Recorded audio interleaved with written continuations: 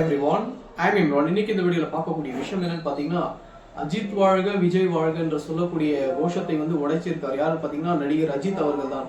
நடிகரையும் தாண்டி அவர் ஒரு சாதனையாளர்னு சொல்லக்கூடிய விஷயத்துல பார்த்தீங்கன்னா, அவர் உண்மையிலும் சொல்லணும்னா பார்த்தீங்கன்னா, அவர் உண்மையான ஒரு சாதனையாளர் என்று சொல்லக்கூடிய விஷயத்தை அவர் உறுதி செஞ்சிருக்காரு. ஏன்னா கார் ரேஸ் ஃபேஷன் இருக்கக்கூடிய நேரத்தில் பார்த்தீங்கன்னா, துபாயில் நடந்த 24 என்ற கார் ரேஸ்ல பார்த்தீங்கன்னா அவர் கலந்துக்கிட்டாரு.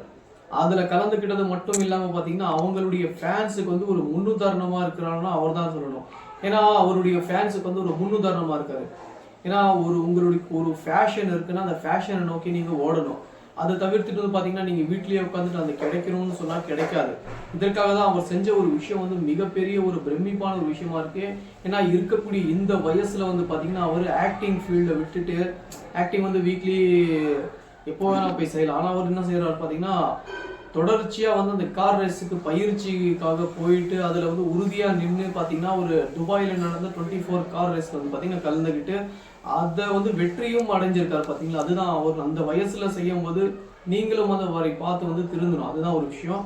இரண்டாவது பார்த்தீங்கன்னா அவர் ஓட்டின காருடைய ரேஸுடைய டீம் நேம் பார்த்தீங்கன்னா 992 ப்ரோன்ற அந்த கார் டீம் எல்லாம் வெற்றி அடைஞ்சது காரணம் பார்த்தீங்கன்னா அவர் மட்டும் இல்லை, அந்த இருந்த குழு முழுக்க பாத்தீங்கன்னா அந்த அளவுக்கு எஃபர்ட் போட்டிருக்காங்க.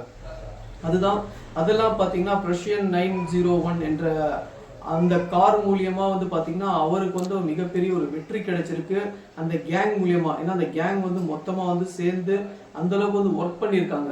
அஜித் அவர்களுக்கு பாத்தீங்கன்னா ஒரு லாஸ்டா ஒரு அவார்டு ஒன்று கொடுத்துருக்காங்க. இது பாத்தீங்கன்னா 414 என்ற ஒரு காரை அஜித் அவர்கள் இயக்கி இருந்தாரு. அந்த இயக்கிய காருக்காக பாத்தீங்கன்னா அவருக்கு ஒரு அவார்டு கொடுத்துருந்தாரு. மனுஷனுக்கு பாத்தீங்கன்னா படம் வெற்றி அடையும் போது கூட இந்த அளவுக்கு ஹாப்பினஸ் நான் பார்க்கல. ஏன்னா நிறைய இசை வெளியீட்டு விழாவா இருக்கட்டும், ஒரு தனி மனித புகழ்ச்சி வேணான்னு சொல்லுவாரு. அந்த மாதிரி இருக்கக்கூடிய நேரத்துல பாத்தீங்கன்னா இவருக்கு தன்னை அறியாமலே இவர் புகழ்ச்சின்னு சொல்ல முடியாது. என்னன்னு பாத்தீங்கன்னா தன்னை அறியாமலே அவர் ஒரு ஈடுபட்ட அந்த ஃபேஷன் மேல இருக்கக்கூடிய அந்த லவ் மூலியமா பாத்தீங்கன்னா எனக்காக இத்தனை நபர்கள் இந்த இடத்துல வந்திருக்காங்க. ஏன்னா துபாயில பாத்தீங்கன்னா நிறைய ஃபேன்ஸ் அவருக்காக கூடியிருந்தாங்க.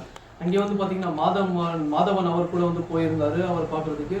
இந்த மாதிரி இருக்கக்கூடிய நேரத்தில் பார்த்தீங்கன்னா அந்த கார் ரேஸ் பார்த்தீங்கன்னா துபாயில் நடக்கக்கூடிய அந்த கார் ரேஸ் எப்பவுமே நடக்கும். ஆனால் இந்த அளவுக்கு ஃபேன்ஸ் வந்ததே இல்லையா, இந்த அளவுக்கு அந்த வாடிக்கையாளர் வந்ததில்லை. அஜித் என்ற ஒரு நபரால் மட்டும் பார்த்தீங்கன்னா அந்த ஈவெண்ட்டே ஒரு கலாகோலமாக இருந்துச்சுன்னு தான் சொல்லலாம். அந்த அளவுக்கு பார்த்தீங்கன்னா மக்கள் திறன் அங்கே கூடி இருந்துச்சு. அஜித் அவர் பார்த்தீங்கன்னா ஒரு பாதை என்னன்னு பார்த்தீங்கன்னா அவர் ஃபேஷனை நோக்கி அவர் பாதையில் அவர் போயிட்டு இருக்காரு. இந்த பக்கம் பார்த்தீங்கன்னா விஜய் அவர் பார்த்தீங்கன்னா அரசியல், சமூக பார்வை, சமூக நோக்கிய ஒரு பார்வையின் நோக்கத்துக்கு பார்த்தீங்கன்னா அவர் அந்த பாதையில போயிட்டு இருக்காரு. அவரை நம்பியிருந்த ஃபேன்ஸ் பார்த்தீங்கன்னா நீங்கள் உங்களுடைய வாழ்க்கையை நோக்கி நீங்கள் எடுத்து வைக்கணும் அடுத்தபடி. அதற்காக தான் இந்த ஒரு வீடியோ. ஏன்னா அவர்களுக்கு அவருக்கு என்ன வேணும் என்று புரியும். அதற்காக பார்த்தீங்கன்னா அஜித் அவர்களும் சொல்லியிருந்தார் ஒரு பேட்டி கேட்கும்போது, அஜித் வாழ்க விஜய் வாழ்கன்னு சொல்லிட்டு இருக்கீங்க, நீங்க எப்போ வாழ போறீங்கன்றது. அந்த மாதிரி பார்த்தீங்கன்னா அஜித் அவர்கள் ஒரு ஆக்டிங் ஃபீல்டில் மிகப்பெரிய ஒரு உச்சத்தை அடையணும்னு சொன்னாங்க.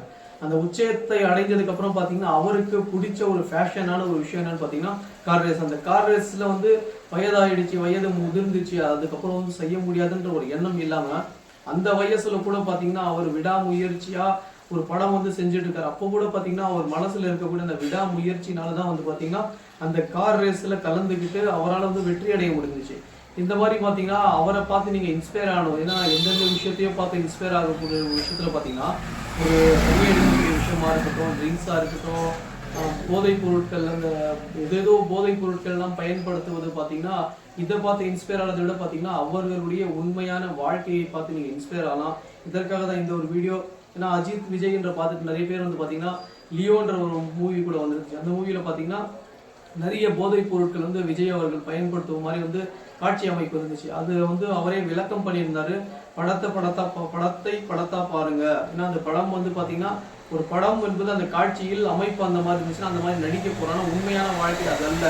அந்த மாதிரி நீங்களும் அவர்களுடைய ஃபேன்ஸா இருக்கட்டும், அவங்களுக்கு ஒரு கோரிக்கை என்னன்னு பாத்தீங்கன்னா உண்மையான வாழ்க்கை வேறு, நடிப்பென்றது வேறு. நடிப்பான வாழ்க்கையை பார்த்து நீங்கள் ஏமாறாதீர்கள்.